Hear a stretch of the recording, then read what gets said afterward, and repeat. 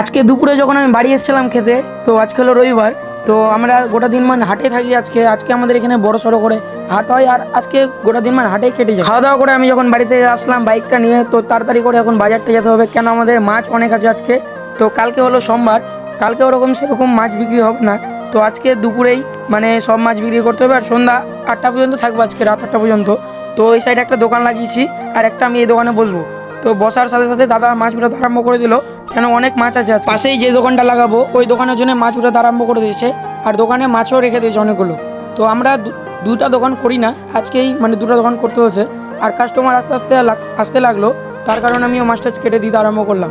তো আস্তে আস্তে সবই বিক্রি হচ্ছিল, কেন আজকে আমাদেরকে সব মাছ ক্লিয়ার করতে হবে। কালকে হলো সোমবার, আর কালকে আমি বাজার নাও আসতে পারি, ঠিক থাকে না? একদিন যদি নদীর মাছটা বেশি আমদানি হয়ে যায়, তার কারণে আসতে হয় একদিন। আমি চেষ্টা করব আজকে যতগুলো মাছ উঠিয়েছি দোকানে আমি যেন শেষ করতে পারি।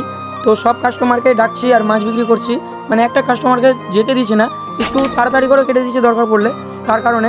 আর রূপচাঁদা মাছটা আজকে বেশি সেল হচ্ছিল, রূপচাঁদা, পাঙাশ, রুই এগুলো সব অ্যাভেলেবেল থাকে আমাদের দোকানে। আর প্রায় সন্ধ্যা লাগতে লাগতে মাছ পুরো শেষ করে দিয়েছি। আর দাদার দোকানে কিছুটা মাছ ছিল, তার কারণে আমি দোকানে বসেছিলাম, আর কিছুটা মাছের ডিম ছিল, ওগুলো সব বিক্রি করছিলাম। তো বাজারে সেরকম লোক নেই, আমার ব্যাপারটা বুঝতে পারলাম। দোকানে যা সকাল থেকে পরিস্থিতি খাটাখাটনি হয়, তো এরকমভাবেই হয় আমাদের। তো আজকের মিনি ব্লগটা কেমন লাগলো তোমরা আমাকে কমেন্টে বলো, আর লাইক করো, চ্যানেলটাকে ফলো করে যাও।